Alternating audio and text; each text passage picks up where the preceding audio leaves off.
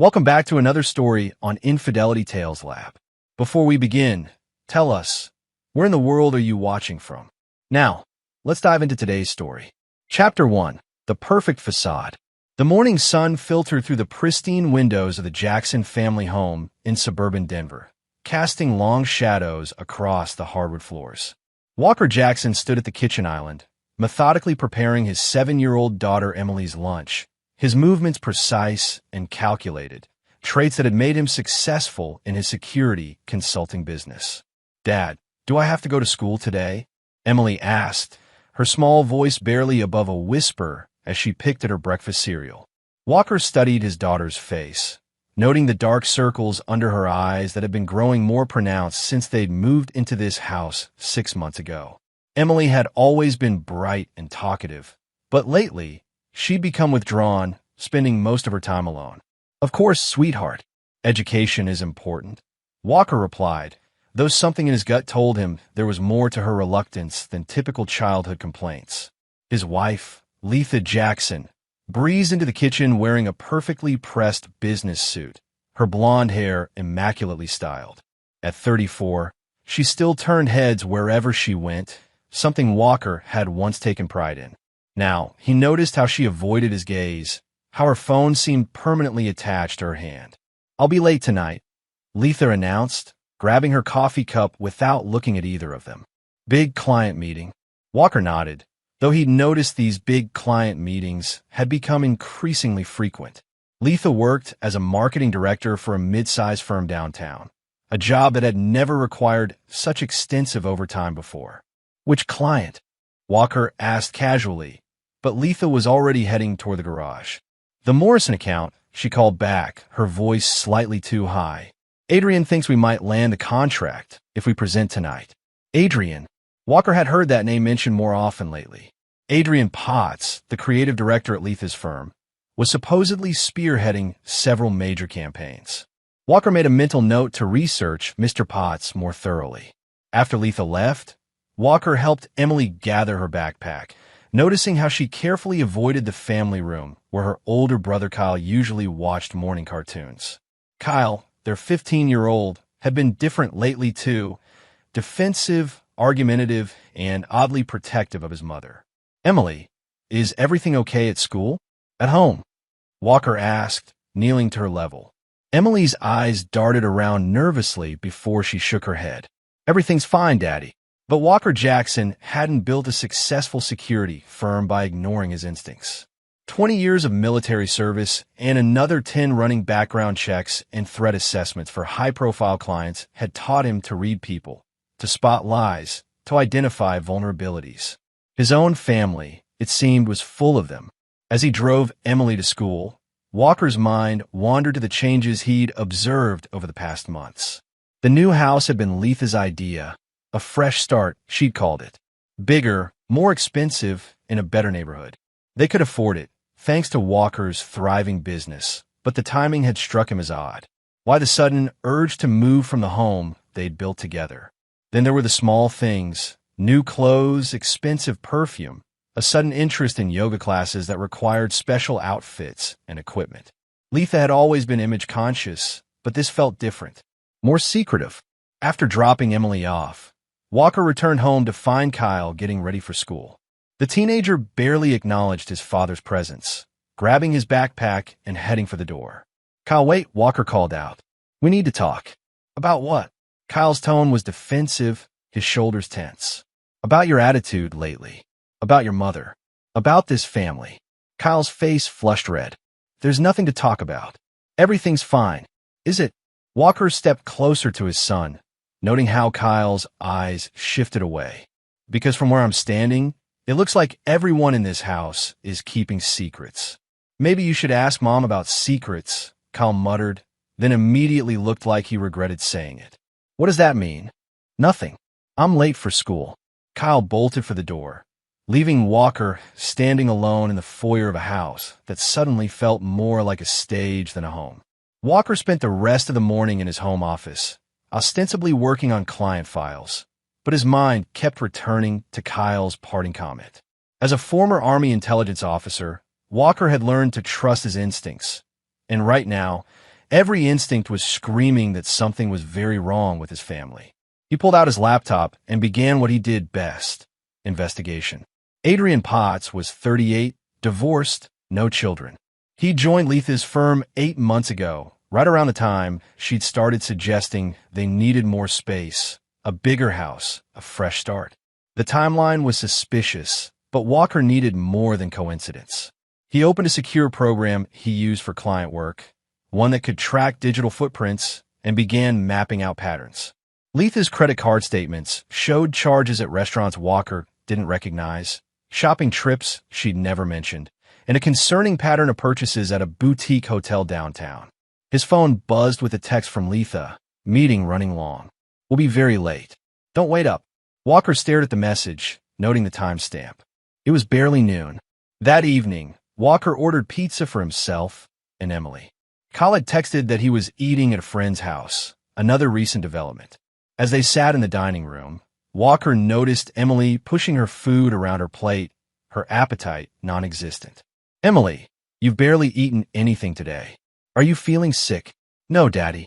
She looked up at him with eyes far too serious for a 7-year-old. "Can I ask you something?" "Of course, sweetheart. You can ask me anything. Do you love Mommy?" The question hit Walker like a physical blow. "Why would you ask that?" Emily's lower lip trembled. Because... She stopped herself, shaking her head. "Never mind." Walker moved his chair closer to his daughter. "Emily, if something is bothering you, you can tell me. I'm here to protect you, to protect our family. But I can't help if I don't know what's wrong." Emily stared at her plate for a long moment, then whispered, "Sometimes I hear things at night. Things that make me scared." "What kind of things?" "Voices. In Mommy's room." "But you're supposed to be at work," and Kyle says. Emily clamped her hand over her mouth, eyes wide with fear. Walker's blood ran cold. "Kyle says what, sweetheart?" "That I shouldn't tell you. That it would hurt your feelings." Walker forced his voice to remain calm, though inside he felt something dark and primal stirring. The same cold fury that had made him so effective in the military, that had helped him survive missions that broke other men. "Emily, you never have to keep secrets that make you scared. Especially not from me. Do you understand?" Emily nodded, tears forming in her eyes. "But I don't want to make you sad, Daddy."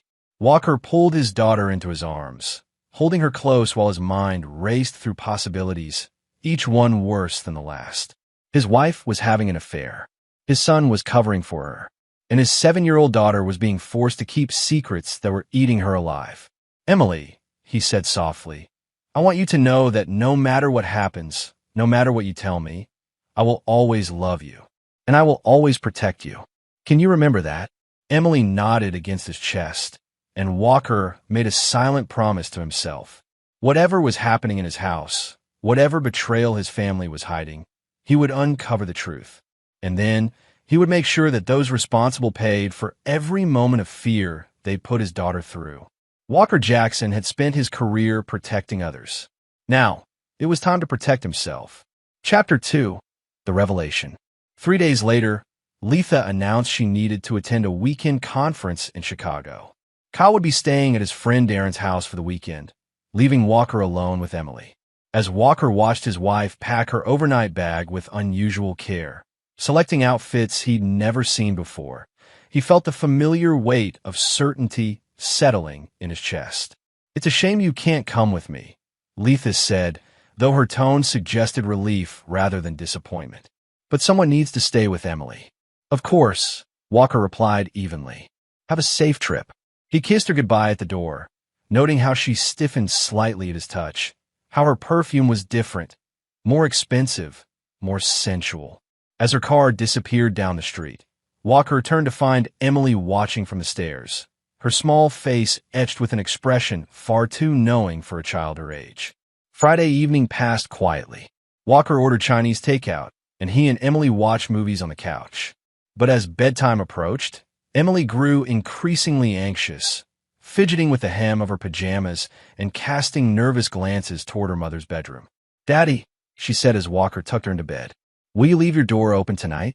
"Of course, sweetheart. Is there something specific you're worried about?" Emily bit her lip, clearly wrestling with something. "Sometimes, when Mommy's here, there are bad dreams. but they're not really dreams. Walker sat on the edge of her bed, his heart breaking for his daughter while rage built like a storm in his chest. Emily, do you want to tell me about these dreams? She shook her head quickly. Kyle said if I tell, it would break up our family. He said you'd leave us. Kyle is wrong, Walker said firmly. I would never leave you, Emily. Never. But if something is scaring you, I need to know about it so I can make it stop. Emily studied his face for a long moment, searching for something. Finally, she whispered, tomorrow, when Kyle's not here. I'll show you. Walker kissed her forehead, his mind already working through possibilities. I'll be right here, sweetheart. You're safe. Saturday morning dawned gray and cold. Walker made pancakes while Emily sat at the kitchen counter, pushing them around her plate. She'd been unusually quiet since waking up, her eyes following Walker's every movement as if memorizing them. Daddy, she said suddenly, are you going to work today? No, sweetheart. I'm staying home with you. What? Because... Emily slid off her stool and walked to the window overlooking the backyard. Because I need to show you something. But first, I need to tell you something else. Walker turned off the stove and gave Emily his full attention. Okay, I'm listening. Emily's voice was barely above a whisper. Kyle knows about Mommy's secret. He helps her sometimes. What kind of help? He tells her when you're coming home early. He listens to your phone calls. And Emily's voice broke. He gets angry at me when I ask questions. The betrayal hit Walker like a physical blow. His own son, the boy he'd raised, taught to throw a football, helped with homework, was actively working against him. The cold fury that had been building for months crystallized into something harder, more focused. Emily, I want you to know that what Kyle is doing is wrong. You're not supposed to keep secrets that make you scared or sad. Do you understand? Emily nodded, tears streaming down her face. Are you mad at me? Never. Walker knelt in front of his daughter, gently wiping her tears. I'm proud of you for being brave enough to tell me. Now, what did you want to show me? Emily took his hand, her small fingers trembling as she led him toward the master bedroom. Walker's chest tightened as they approached the door. He'd been sleeping in the guest room lately, claiming work stress was making him restless. Mommy does her homework in the bathroom, Emily said, her voice matter-of-fact. She sits on the floor with her computer and talks to someone. She thinks I don't know, but I can hear her through the wall. Walker's blood ran cold. Their master bathroom shared a wall with Emily's room. What kind of things does she say? She talks about you, about how you don't understand her, about how she deserves better. Emily's voice grew smaller, and she says mean things about me and Kyle sometimes. That we're complications. Walker's hands clenched into fists. Using their own bathroom as a private space to conduct an affair was bad enough, but to speak negatively about their children, to make Emily feel unwanted, was unforgivable. Emily, when does Mommy usually do this homework? When you're supposed to be sleeping, or when you're out of town. Sometimes during the day, when Kyle and I are at school. Emily looked up at him with eyes that held too much knowledge. Daddy, is Mommy going to leave us? Walker felt something break inside his chest. His 7-year-old daughter was living in constant fear of abandonment, while his wife conducted an affair mere feet from their children's bedrooms. The disrespect, the cruelty of it, was staggering. Emily, I want you to listen to me very carefully. Whatever happens between your mother and me, I will never let anything bad happen to you. You are the most important thing in my life. Do you believe me? Emily nodded, throwing her arms around his neck. I love you, Daddy. I love you too, sweetheart. More than you could ever know. As Walker held his daughter, he felt the last vestiges of the man he'd been. The trusting husband, the naive father, die a quiet death. In their place rose something harder, colder, more calculating. He thought of his military training, of the missions where mercy had been a luxury he couldn't afford, of the times when survival had required absolute ruthlessness. Letha Jackson had made a critical error. She turned their children into weapons against him, forced Emily to live in fear, and corrupted Kyle into becoming an accomplice. That was where she crossed the line from mere infidelity into something unforgivable. Emily, I need you to do something for me, Walker said, pulling back to look at his daughter. I need you to write down everything you remember about Mommy's bathroom homework. Times, dates, things she said. Can you do that? Emily nodded solemnly. Will it help? Yes, sweetheart. It will help me protect you. As Emily went to get paper and crayons, Walker stepped into the master bathroom. He'd noticed Letha had been more possessive of this space lately, always closing the door, cleaning it herself instead of letting their housekeeper handle it. Now he understood why.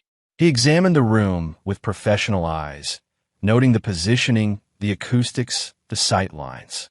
If Letha was conducting video calls from here, she'd need good lighting and minimal background noise. He tested the sound levels, confirming that conversation in this bathroom would indeed carry to Emily's room through the shared wall. His phone buzzed with a text from Letha. Conference is amazing. Learning so much. Miss you both. Walker stared at the message, noting the timestamp. According to his research, there was no marketing conference in Chicago this weekend. Letha was lying, and she wasn't even being careful about it anymore. He opened his laptop and began documenting everything Emily had told him, cross-referencing it with credit card statements, phone records, and travel patterns. The picture that emerged was damning. A months-long affair conducted with callous disregard for their children's well-being. But Walker needed more than evidence of infidelity. He needed to understand the full scope of the betrayal, identify all the players, and plan his response accordingly. Because this wasn't just about adultery anymore. This was about a woman who traumatized their daughter and corrupted their son in service of her selfish desires. Walker Jackson had built his career on protecting people from threats they couldn't see coming. Now, it was time to become the threat that Letha and Adrian Potts would never see coming. Emily returned with her drawings and carefully written notes, her 7-year-old handwriting spelling out dates and times with heartbreaking precision. As Walker reviewed her documentation, he felt the final pieces of his old life fall away. The war for his family had begun, and Walker Jackson had no intention of losing. Chapter 3: The Investigation. Monday morning arrived with the pretense of normalcy. Letha returned from her conference with a fake tan and a guilty smile, regaling them with stories about marketing strategies and networking events that Walker knew were fabrications. Kyle watched his father carefully across the breakfast table, his teenage face a mask of poorly concealed anxiety. "How was your weekend with Emily?" Letha asked, buttering her toast with studied casualness. "Enlightening," Walker replied, earning a sharp look from Kyle. "We had some very interesting conversations." Emily, following the plan they'd discussed, remained quiet but kept her eyes on her father. Walker had spent Sunday preparing her for what was to come, explaining that they needed to be very careful and very smart about protecting their family. After everyone left for work and school, Walker began his real investigation. 20 years of military intelligence work had taught him that successful operations required thorough reconnaissance, careful planning, and patience. He would not move against Letha and Adrian until he had complete information. Walker's first stop was Adrian Potts' apartment complex. Using skills he'd honed tracking targets in Afghanistan, Walker conducted surveillance on the building, noting entry and exit patterns, security measures, and resident behaviors. Adrian lived in an upscale development downtown, the same area where Letha's credit card showed those mysterious hotel charges. Walker's phone contained tracking software he'd originally developed for client protection services. With a few modifications, it could monitor location data, call logs, and text messages. That evening, while Letha showered, Walker cloned her phone data onto his secure server. The results were devastating and illuminating in equal measure. Letha and Adrian had been communicating since her first day at the new job 8 months ago.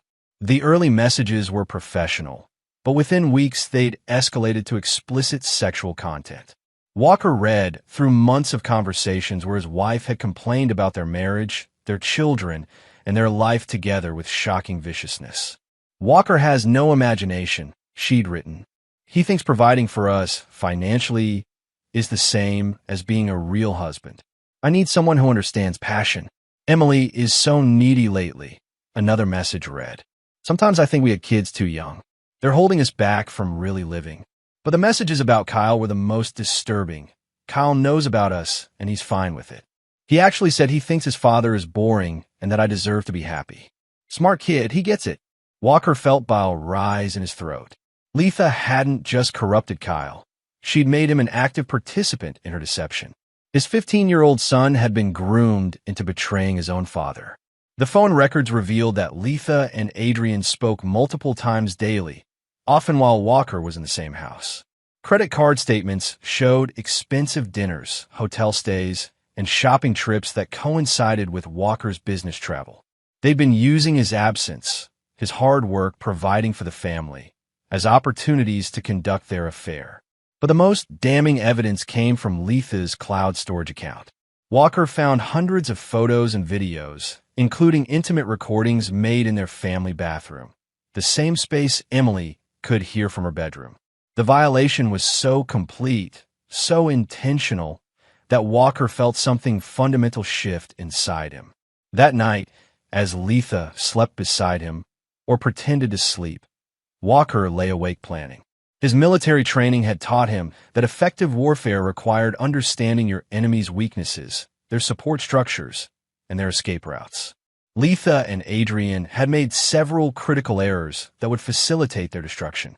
First, they documented everything electronically, creating a digital trail that would serve as irrefutable evidence. Second, they'd involved Kyle, creating a witness whose loyalty could be turned.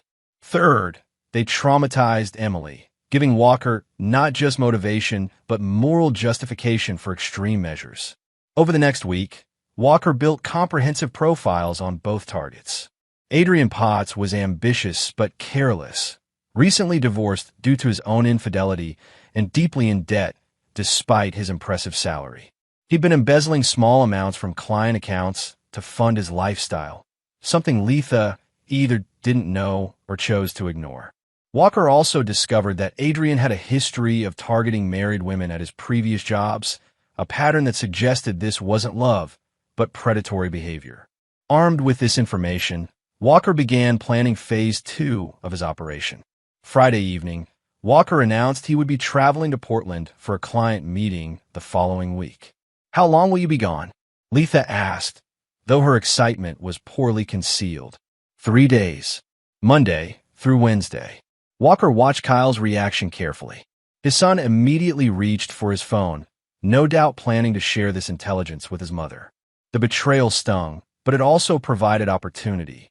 That weekend, Walker had a difficult conversation with Emily about what was going to happen to their family. He explained that Mommy had been lying to them, that she had been talking to another man in ways that wives weren't supposed to, and that their family would need to change. "Will you still be my daddy?" Emily asked, her eyes wide with fear. "Always," Walker promised. "But we might need to live in a different house, just you and me. Would that be okay?" Emily considered this seriously. "Will I still see Kyle?" Walker's jaw tightened. "Kyle has some decisions to make about who he wants to be. But no matter what, I will always take care of you." On Sunday night, Walker made his final preparations. He'd already moved their important assets to accounts Letha couldn't access, documented her affair with overwhelming evidence, and consulted with a divorce attorney who specialized in high-conflict cases involving child custody. But those were just legal maneuvers. Walker's real plan was something else entirely, a form of justice that would ensure Letha and Adrian paid for every moment of fear they'd put Emily through, every lie they'd told, every violation of trust they'd committed. As Walker packed his bag for the fake business trip, Letha could barely contain her anticipation. "I'll miss you," she said, kissing him goodbye with lips that had been on another man. "I'm sure you will," Walker replied, knowing it would be the last lie she ever told him. 20 minutes after leaving the house, Walker doubled back and parked in a surveillance position where he could monitor his own home. Within an hour, Kyle had left for school, and 30 minutes after that, Adrian Potts' BMW pulled into Walker's driveway. Walker watched his wife welcome her lover into their home, into their bed, and felt the last of his mercy die. He'd given Letha every opportunity to come clean, to show remorse, to consider their children's well-being. Instead, she'd chosen to escalate her betrayal. As Walker photographed Adrian entering his house, he thought about Emily's scared voice asking if Mommy was going to leave them. Letha already had left them in every way that mattered. Now, Walker would simply make that abandonment official, and ensure she paid an appropriate price for the damage she'd caused. The game was about to begin, and Walker Jackson played to win. Chapter 4. The Professional. Walker Jackson had always been underestimated, and he'd learned to use that to his advantage. To his neighbors, he was a mild-mannered security consultant who worked from home and coached Emily's soccer team. To his clients, he was a thorough professional who provided discreet background checks and threat assessments for Denver's elite. What they didn't know was that Walker's security consulting firm was a carefully constructed front for much more sophisticated operations. His real clients included federal agencies, multinational corporations, and individuals who needed problems solved quietly and permanently. The skills Walker had developed during 2 decades of military intelligence work, surveillance, psychological warfare, evidence fabrication, and strategic elimination of threats, translated perfectly to the private sector. His official business handled routine security clearances and background checks. His unofficial business handled situations where traditional legal remedies were insufficient. 3 years earlier, Walker had helped a Fortune 500 CEO remove a board member who was selling company secrets to competitors. The operation had been surgical, planted evidence of tax evasion, fabricated connections to organized crime, and a carefully orchestrated scandal that destroyed the man's reputation so thoroughly that he'd left the country in disgrace. 2 years ago, Walker had assisted a federal judge whose daughter was being stalked by a wealthy ex-boyfriend with political connections. The stalker had disappeared one night after receiving a video of his own children playing in their supposed secure private school. He'd moved to Europe and never contacted the judge's daughter again. Walker's most recent case had involved a pharmaceutical executive who'd been selling diluted cancer medications to children's hospitals. The executive had suffered a mysterious breakdown that led to full confession, disgrace, and a lifetime prison sentence. His assets had been distributed to the families of children who died due to his greed. Walker didn't consider himself a vigilante or a criminal. He was a surgeon removing cancerous growths from society, people who used wealth, power, or privilege to harm others without consequence. Each operation was meticulously planned, legally untraceable, and psychologically devastating to the target. Now, he would apply these skills to the most personal case of his career. That Monday evening, while Letha believed him to be in Portland, Walker was actually in a rented office space across town, coordinating with the team he'd assembled for this operation. Byron Pugh was a former Marine sniper who now worked as a private investigator. Kareem Pineda was a computer specialist who could penetrate any digital system. Chance Tanner was a financial analyst who specialized in asset recovery and economic warfare. Target profiles are complete, Byron reported, laying out surveillance photos on the conference table. Adrian Potts follows predictable patterns. Same coffee shop every morning, same gym 3 times a week, same bar every Friday.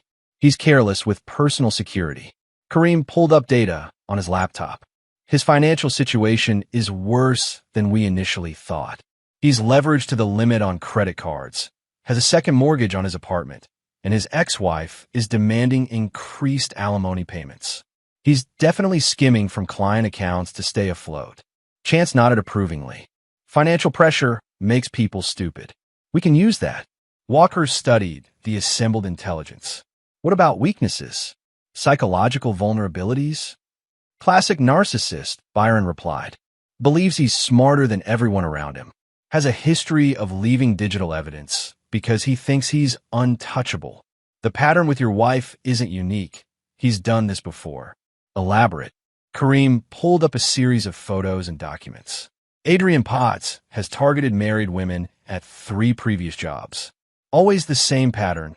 Professional relationship escalates to emotional affair, then sexual relationship. Then he convinces them to leave their husbands for him. Once they're divorced and available, he loses interest and moves on. Walker felt cold fury settle in his chest. So Letha isn't special to him. She's just another mark. Exactly. He's a predator who targets financially stable married women. He uses them for sex, money, and professional advancement, then discards them once they've outlived their usefulness. The revelation added another layer to Walker's rage. Letha wasn't just betraying their family for love. She was being manipulated by a sociopath who saw her as a temporary resource to exploit. What's his endgame with Letha? Walker asked. Byron consulted his notes. Based on his previous patterns, he'll string her along until she divorces you and give him access to half your assets. He'll probably convince her to invest in some scheme he's running, drain her financially, then disappear when someone more attractive comes along. Walker thought about Emily's fearful questions, about Kyle's misguided loyalty, about the months of lies and manipulation. Adrian Potts wasn't just destroying Walker's marriage. He was systematically dismantling Walker's family for profit. Timeline, Walker asked. He's accelerating, Chance reported. Letha has been researching divorce attorneys online. She's also been looking at apartments in Adrian's neighborhood and investigating private schools for Emily. She's planning her exit strategy.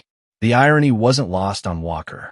Letha was planning to take Emily away from the father who loved her and place her in the hands of a man who saw children as complications. Over Walker's dead body. Gentlemen, Walker said, his voice taking on the tone he'd used when briefing special operations teams in Afghanistan, we have a complex target set with multiple objectives.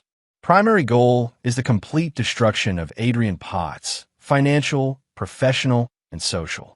Secondary goal is ensuring Letha Jackson faces appropriate consequences for child endangerment and psychological abuse. Tertiary goal is protecting Emily Jackson from further trauma. Rules of engagement? Byron asked. No physical violence unless absolutely necessary for defensive purposes. No illegal activities that can be traced back to us. Everything must appear to be natural consequences of their own actions. Walker paused, his expression hardening. But within those parameters, there are no limits. I want them destroyed so thoroughly that they serve as a warning to anyone who might consider harming my daughter. Kareem grinned. I like this job already. Over the next 2 hours, Walker outlined a multi-phase operation that would systematically dismantle Adrian and Letha's lives while protecting Emily and giving Kyle one final chance to choose the right side. Phase 1 would involve exposing Adrian's embezzlement to his firm and the authorities, destroying his career and creating legal jeopardy that would make him radioactive to Letha. Phase 2 would focus on Letha herself, using her own documented statements and actions to build an irrefutable case for sole custody of Emily while ensuring she lost access to any marital assets. Phase 3 would be psychological warfare, using their own guilt, paranoia, and mutual distrust to turn Adrian and Letha against each other. Phase 4 would be the end game, complete social and financial ruin for both targets, with Walker emerging as the clearly innocent victim of their cruelty. What about your son? Byron asked carefully. Walker's face went cold. Kyle has chosen his side. He'll get one opportunity to switch teams when the truth comes out. If he continues to support his mother after seeing the evidence of what she's done to Emily, then he's made his choice. And if he doesn't take the opportunity, Walker thought about his son, the boy he taught to fish, help with homework, cheered for at basketball games. The same boy who is now actively helping destroy their family. Then Kyle will learn that choices have consequences. I won't abandon him, but he'll have to earn his way back into my trust. And he'll do it while watching what happens to people who betray me. As the meeting concluded, Walker felt the familiar calm that came before a complex operation. Everything was in motion now. By the time Letha realized what was happening, it would be too late to stop it. Walker's phone buzzed with a text from his wife. Missing you. Hope Portland is going well. Emily asks about you constantly. Walker almost laughed at the irony. Emily wasn't asking about him. She was worried about what would happen when Mommy's lies finally caught up with her. But that worry would end soon. Walker Jackson was coming home, and he was bringing justice with him. Chapter 5. Gathering the Storm. When Walker returned from his business trip, he found his house transformed into a stage set for deception. Fresh flowers filled the vases. Letha had cooked his favorite meal, and the atmosphere practically hummed with artificial domesticity. Welcome home. Letha greeted him with an enthusiastic kiss, her performance flawless except for the guilt in her eyes. How was Portland? Productive, Walker replied, noting how Kyle watched the interaction from the doorway with poorly concealed anxiety. Very productive. Emily ran to him with genuine excitement, wrapping her arms around his waist. Daddy, I missed you so much. I missed you too, sweetheart. Walker lifted his daughter, catching Letha's flash of irritation at Emily's obvious preference for her father. Did you have fun while I was gone? Mommy had friends over, Emily said innocently. But Kyle said I had to stay in my room. Walker saw Kyle's face flush red, while Letha forced a bright smile. Just some colleagues from work. You know how boring adult conversations can be. That evening, while Letha showered, Walker reviewed the intelligence his team had gathered during his absence. Kareem had installed sophisticated monitoring equipment throughout the house, capturing everything that had occurred during Walker's absence. The evidence was damning. Adrian had spent 2 full days in Walker's home, in Walker's bed, eating Walker's food. They discussed their future together, including plans to convince Emily that Walker was unstable and unsuitable for custody. Most disturbingly, they talked about Kyle as an asset to be managed rather than a child to be protected. The kid's totally on board, Adrian had said, unaware he was being recorded. Hates his old man, thinks I'm cool. He'll testify that Walker was never around, never paid attention to the family. Perfect character witness. What about Emily? Letha had asked. Kids adapt. She'll forget about Daddy soon enough when she sees how much better life can be. Walker saved that recording to a secure server. When the custody hearing came, a judge would hear Adrian discussing his plans to erase Emily's father from her life. But Walker's most valuable intelligence came from an unexpected source. Byron surveillance had captured a heated argument between Adrian and an unknown woman in the parking lot of Adrian's apartment complex.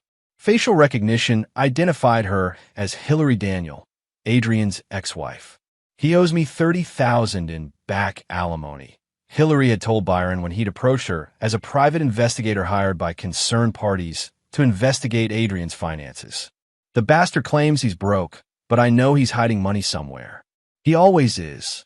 Hillary had been more than happy to provide information about her ex-husband's financial crimes, his history of targeting married women, and his pattern of manipulation and abandonment. She'd also mentioned that Adrian had been bragging about his current score, a wealthy consultant's wife who was planning to leave her husband. He's already spending her money, Hillary had revealed. New clothes, expensive dinners, a weekend trip to Vegas he couldn't afford otherwise. He thinks he's hit the jackpot. Walker realized that Adrian had been using Letha's credit cards to fund their affair, technically theft, since the cards were in Walker's name and unauthorized by him. Another felony to add to the growing list. More importantly, Hillary had agreed to help expose Adrian's crimes in exchange for Byron's assistance in recovering her stolen alimony payments. She had financial records, photographs, and documented evidence of Adrian's embezzlement schemes dating back years. By Thursday, Walker had assembled a comprehensive dossier that would destroy Adrian Potts personally, professionally, and legally. But he needed to coordinate the timing carefully to maximize psychological impact while protecting Emily from collateral damage. That evening, Walker had a carefully scripted conversation with Kyle. Son, we need to talk about your mother. Kyle's defensive walls went up immediately. What about her? I think you know more about what's been happening in this house than you're letting on. Walker kept his voice calm, non-accusatory. I think you've been put in an impossible position, and I want to help you. I don't know what you're talking about. Walker pulled out his tablet and showed Kyle a single photograph. Adrian's car in their driveway, while Walker was supposedly in Portland. Kyle's face went white. Dad, I can explain. Kyle, I need you to listen very carefully. Your mother is having an affair with Adrian Potts. She's been using our family home to conduct this relationship.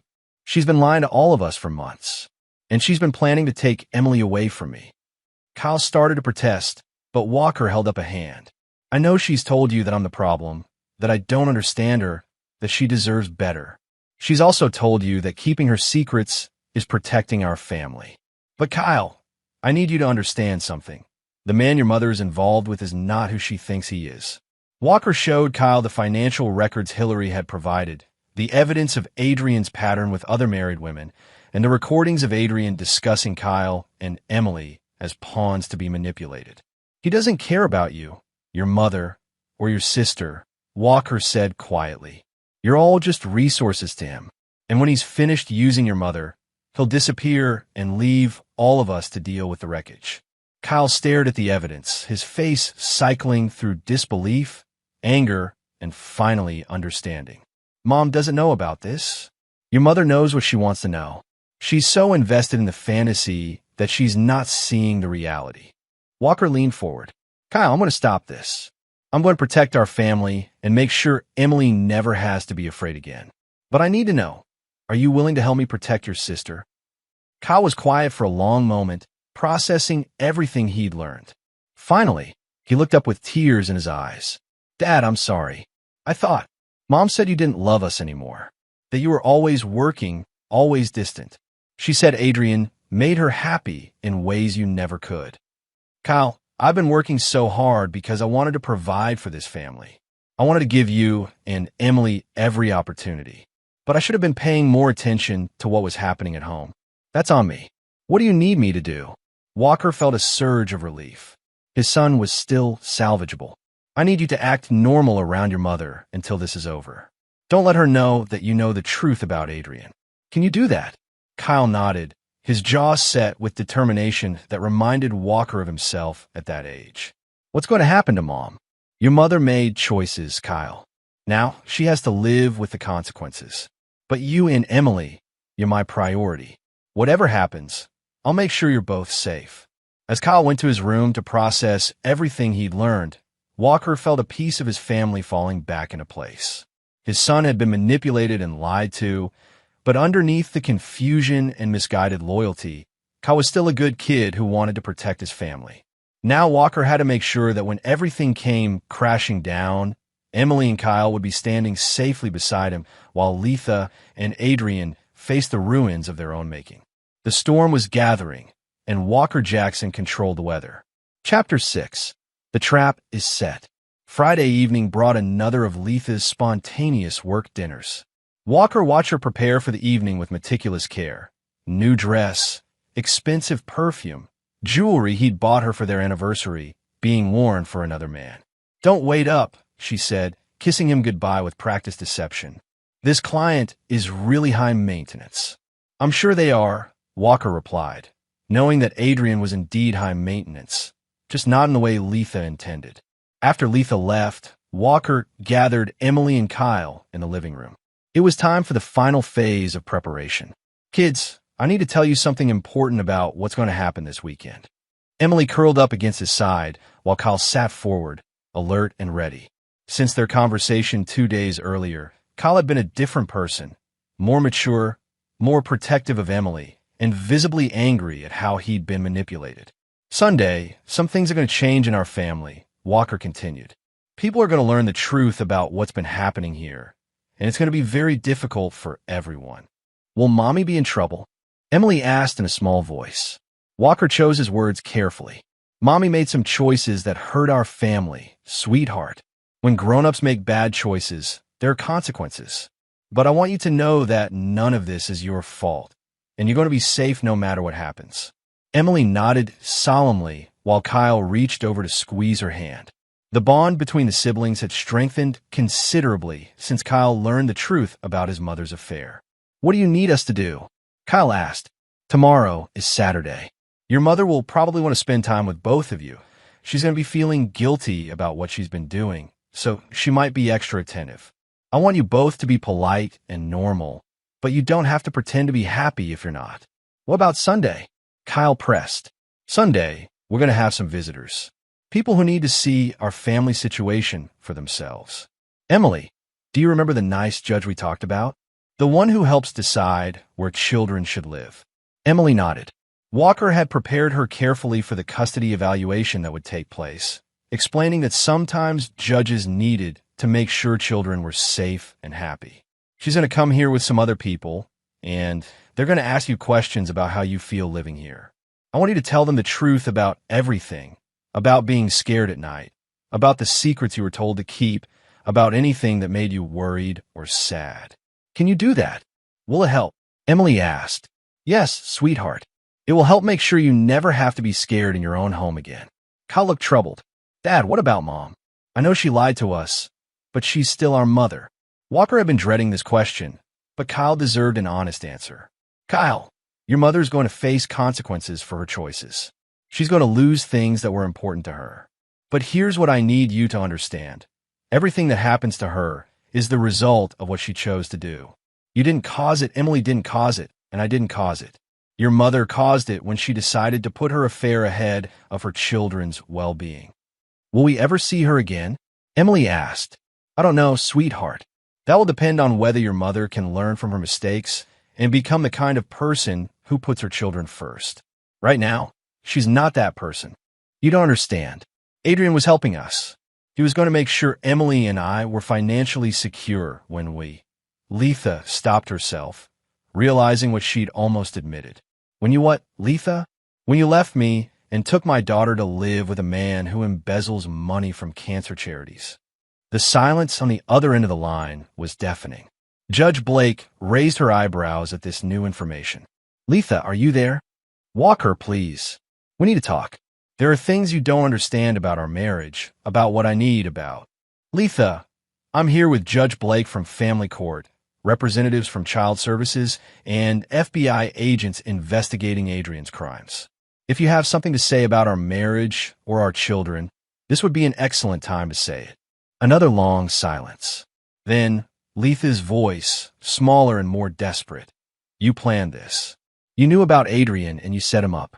No, Letha. Adrian set himself up when he decided to steal money from his clients. You set yourself up when you decided to conduct an affair in our family bathroom, while our daughter tried to sleep next door. I simply documented the evidence and made sure the appropriate authorities were informed. What about Emily? What about our family?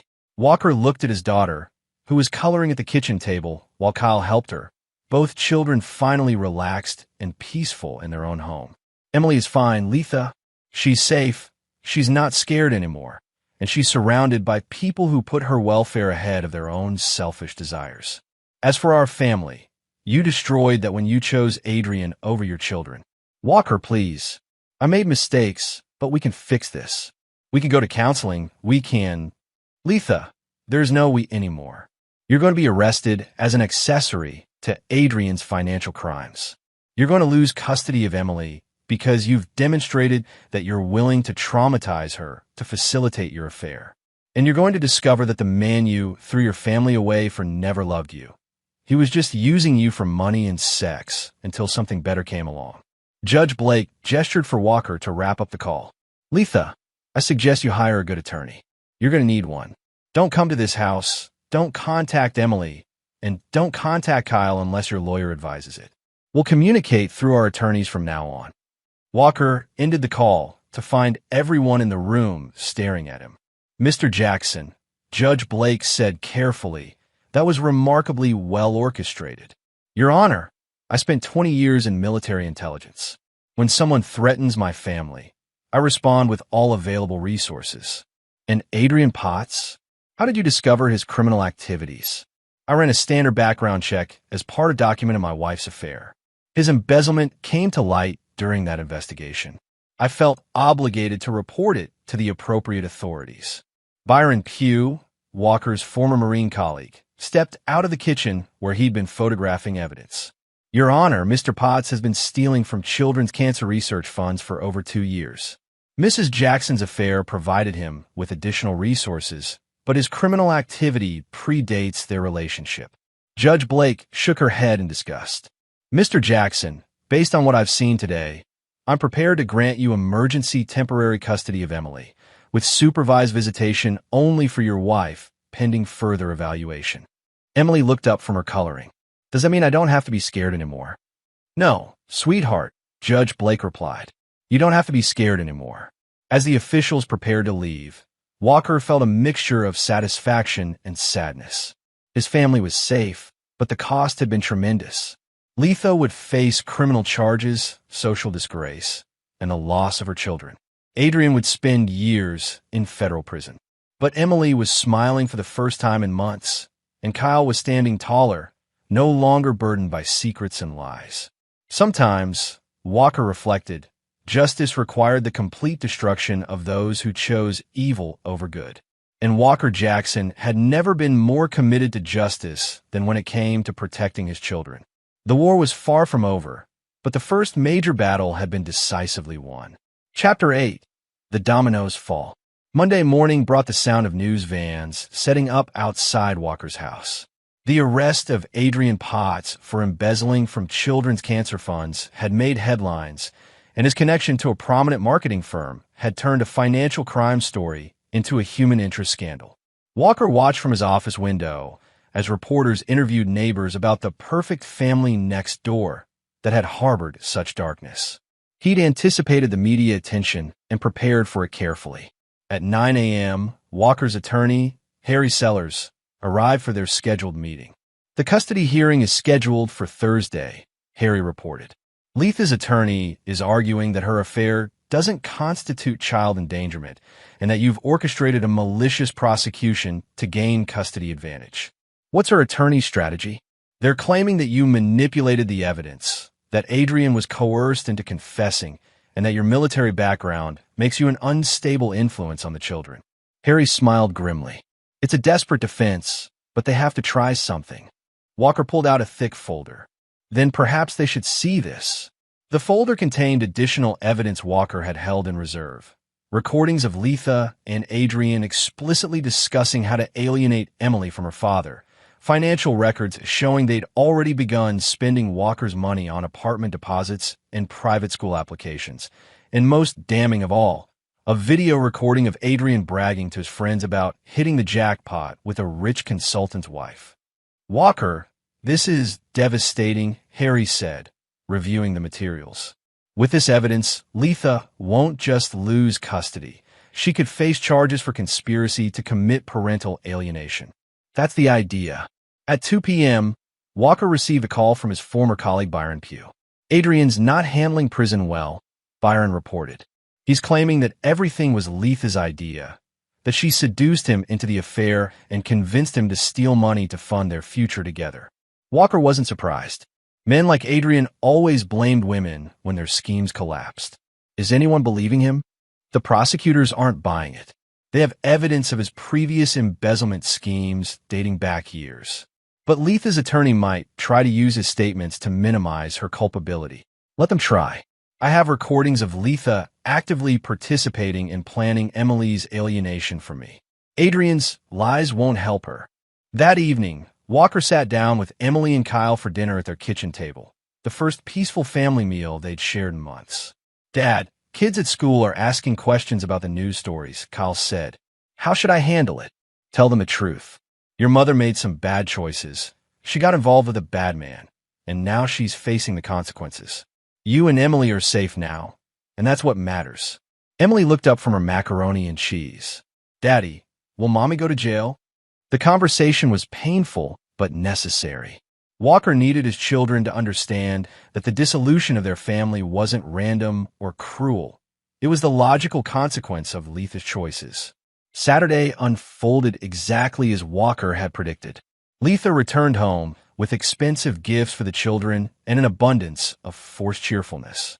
She insisted on taking them shopping, cooking their favorite meals, and spending quality time together that felt more like a performance than genuine family bonding. Emily played along politely, but stayed close to Walker whenever possible.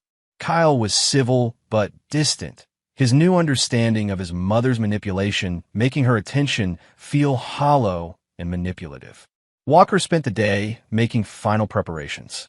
His legal team was standing by with completed divorce papers, custody motions, and evidence packages.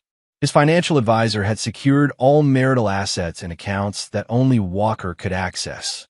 His security team had documented months of Letha's deception and Adrian's criminal activity.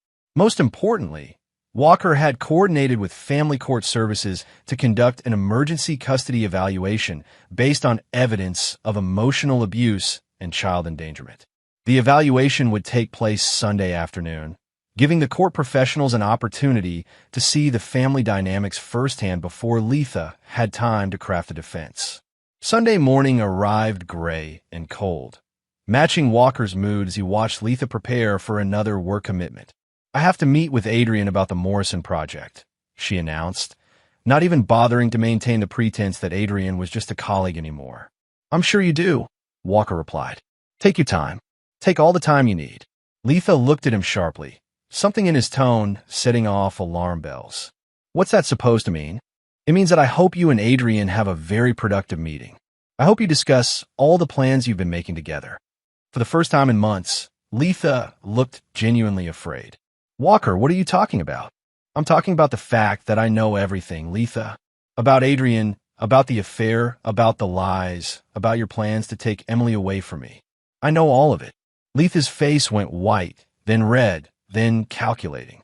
"You're being paranoid. Adrian and I are just—" "Letha, stop." Walker's voice was quiet but filled with such cold authority that Letha actually stepped backward. "We both know what you've been doing. The question now is what you're going to do about it. What do you want?" Letha asked, her voice barely above a whisper. "I want you to go meet with Adrian. I want you to discuss your future plans together. And I want you to think very carefully about what kind of mother abandons her daughter's emotional needs to pursue an affair with a man who sees children as complications."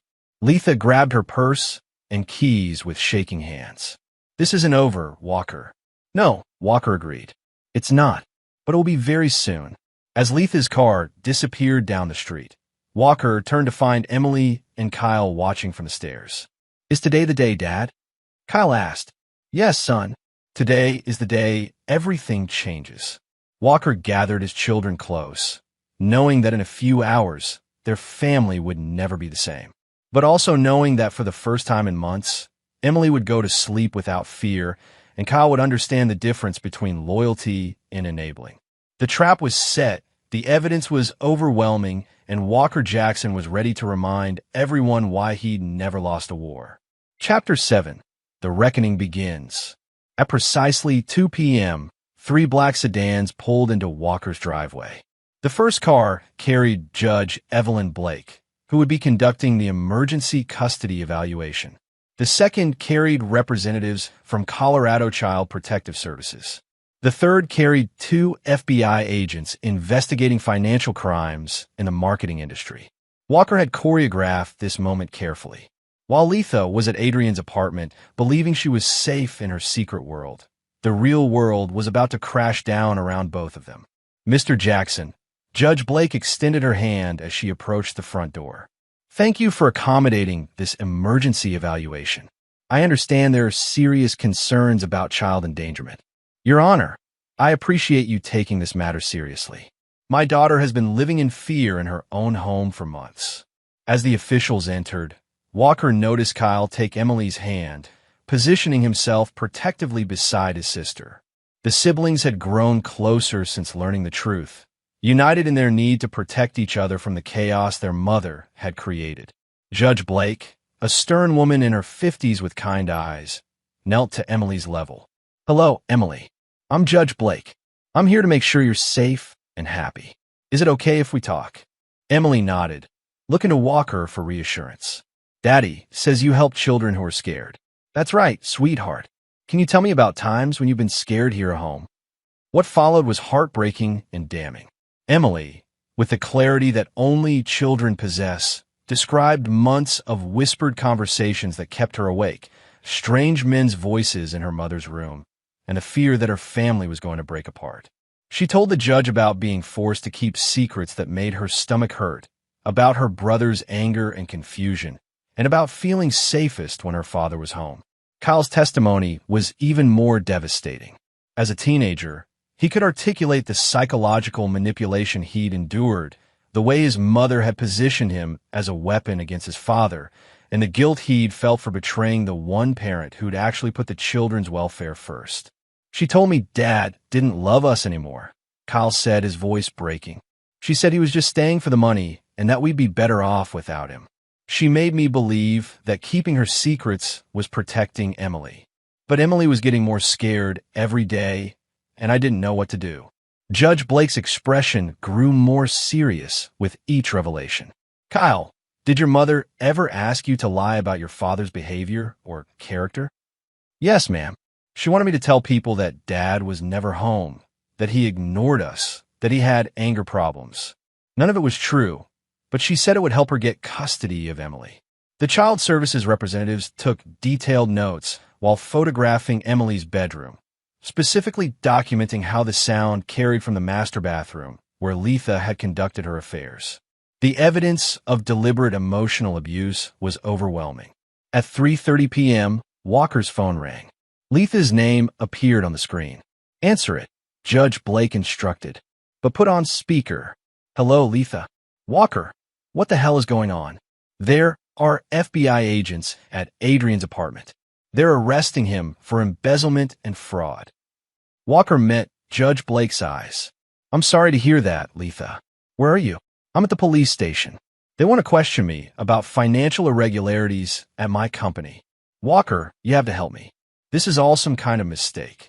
"Is it?" Walker's voice was calm, controlled. "Because I have evidence that Adrian has been using credit cards in my name without authorization." "That's theft, Letha." Walker had been dreading this question, but knew he had to answer honestly. "I don't know, sweetheart. That will depend on what the judge decides. But I want you to understand that whatever happens to Mommy is because of choices she made, not because of anything you did wrong." "I know," Emily said solemnly. "Judge Blake explained that to me. She said sometimes grown-ups make bad choices and have to go to timeout, but it's not the children's fault." Kyle reached over and ruffled his sister's hair. "That's right, Em. And Dad and I are going to make sure you never have to worry about grown-up problems again."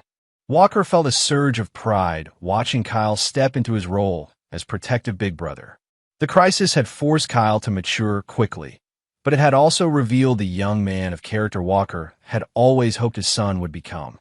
Wednesday brought more devastating news for Letha's defense. Adrian's ex-wife, Hillary Daniel, had provided prosecutors with evidence that Adrian had been planning to defraud Letha from the beginning. He'd approached Hillary weeks before his arrest, bragging about his long con on a wealthy married woman who was going to fund his escape from debt. "He told me he was just waiting for her to divorce her husband and get half his assets," Hillary had testified. "Then he was going to convince her to invest in some fake business venture, disappear with the money." He called her the perfect mark, financially naive and emotionally desperate. The revelation that Adrian had never loved Letha, that she destroyed her family for a man who saw her as nothing more than a source of income, added psychological devastation to her legal troubles. Thursday morning arrived with Walker, Kyle, and Emily preparing for the custody hearing that would determine their family's future. "Remember," Walker told his children, "just tell the truth about how you feel and what you've experienced. The judge needs to understand what we've all been through." Judge Blake's courtroom was packed with reporters, social workers, and legal observers. The case had become a referendum on parental responsibility and the protection of children from selfish adult behavior. Letha's attorney argued that Walker had orchestrated an elaborate frame-up, that his military background made him controlling and manipulative, and that children belonged with their mothers regardless of temporary lapses in judgment. Walker's attorney systematically destroyed each argument with evidence. He showed that Walker had only documented crimes that were already occurring, that his military service involved protecting innocents rather than harming them, and that Letha's temporary lapse had involved months of psychological abuse directed at a 7-year-old child. When Emily testified via closed-circuit television from the judge's chambers, her simple honesty was devastating. "I was scared all the time," she told Judge Blake. "I didn't understand why Mommy was always whispering to strange men, why she got angry when I asked questions, and why Kyle was so sad. I just wanted my family to be normal again." Kyle's testimony was equally powerful. As a teenager, he could articulate the manipulation he'd endured and the relief he felt when the truth finally came out. "My mother turned me into a weapon against my father," Kyle said. "She made me believe that protecting her secrets was protecting our family. But she was actually destroying our family. And I was helping her do it without understanding what was happening." The coup de grace came when Walker played the recording of Adrian discussing Emily and Kyle as complications to be managed rather than children to be protected. Judge Blake's verdict was swift and comprehensive. Walker was granted sole custody of Emily, with Letha's visitation rights suspended pending completion of parental fitness evaluations and psychological counseling. Kyle, as a minor but old enough to express preference, chose to remain with his father. But Judge Blake wasn't finished. "Mrs. Jackson," she said, addressing Letha directly, "you have committed one of the most egregious violations of parental responsibility I've seen in 20 years on this bench. You deliberately exposed your minor daughter to psychological trauma to facilitate an extramarital affair. You corrupted your teenage son into becoming an accomplice in deception and betrayal. And you plan to remove both children from their father based on fabricated allegations of unfitness." Letha sat stone-faced as Judge Blake continued. "Your actions constitute child emotional abuse, conspiracy to commit parental alienation, and accessory to financial fraud. I am referring this matter to the district attorney for criminal prosecution. Until such time as you can demonstrate genuine remorse and undergo extensive psychological rehabilitation, you are prohibited from unsupervised contact with either child." As the courtroom cleared, Walker felt a mixture of relief and sadness. Justice had been served, but the cost to everyone involved had been enormous. Emily and Kyle would grow up without their mother unless Letha chose to do the hard work of becoming the parent they deserved. Adrian would spend years in federal prison, his life destroyed by his own greed and predatory behavior. But Walker's children were safe, the truth had been revealed, and the family he'd fought to protect was finally free from fear. The war was over, and Walker Jackson had won. Chapter 9. New Beginnings. 6 months after the custody hearing, Walker stood in his kitchen making pancakes, while Emily helped measure ingredients and Kyle set the table. The morning routine had become a sacred ritual in their household, a daily affirmation that they were a real family, not the performance they'd been living for so long. "Dad, can we invite Uncle Byron for dinner this weekend?" Emily asked, stirring the batter with intense concentration. "I want to show him my science project." "Of course, sweetheart. Uncle Byron loves your science projects." Byron Pugh had become a regular presence in their lives, a surrogate uncle who helped fill the void left by extended family members who'd chosen Letha's side in the divorce. Walker hadn't minded losing fair-weather relatives who couldn't understand why he'd fought so hard to protect his children. Kyle looked up from arranging silverware. "Dad, I got accepted to the engineering program at Colorado State. Full scholarship." Walker felt a surge of pride. Kyle had channeled his guilt and anger over the family crisis into academic achievement, earning straight A's and impressive SAT scores that attracted attention from several universities. "That's fantastic, son. I'm proud of you. It's because of everything you taught me about integrity and taking responsibility for my actions. I won't make the same mistakes Mom made." Walker placed a gentle hand on Kyle's shoulder. "Kyle, you're not responsible for your mother's choices. You were manipulated by an adult who should have protected you instead of using you. The fact that you learned from the experience and grew stronger shows what kind of man you're becoming."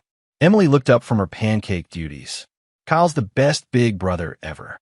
He helps me with homework and teaches me to throw footballs and never lies to me about anything." The bond between the siblings had become unbreakable. Kyle had appointed himself Emily's protector and had taken that role seriously, becoming the stable male figure she needed while Walker worked to rebuild their family's financial and emotional security. Walker's business had actually grown during the crisis. The media attention surrounding his methodical takedown of Adrian Potts had attracted clients who needed someone capable of handling complex, high-stakes situations with surgical precision. Walker now employed a team of investigators, analysts, and security specialists who help protect families and businesses from predators like Adrian. At 10 a.m., Walker's attorney called with an update on Letha's situation. She pled guilty to accessory charges in Adrian's embezzlement case, Harry reported. 2 years probation, community service, and full restitution to the victims. The judge was lenient because she cooperated with prosecution and showed genuine remorse. In the custody situation, she's completed 6 months of court-ordered therapy and wants to petition for supervised visitation with Emily. Her therapist says she's made significant progress in understanding how her actions harm the children.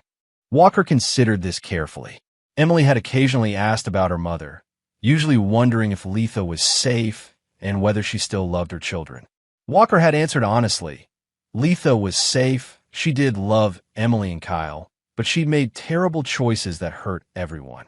What do you recommend? I think supervised visits might be appropriate if Emily wants them. Your daughter needs to understand that her mother's absence isn't her fault, and she needs the opportunity to develop her own relationship with Letha based on who Letha becomes, not who she was. I'll talk to Emily and Kyle about it. Their feelings are what matter most. That evening, Walker had a careful conversation with his children about their mother's situation. Kids, your mother has been working with doctors to understand why she made the choices she did.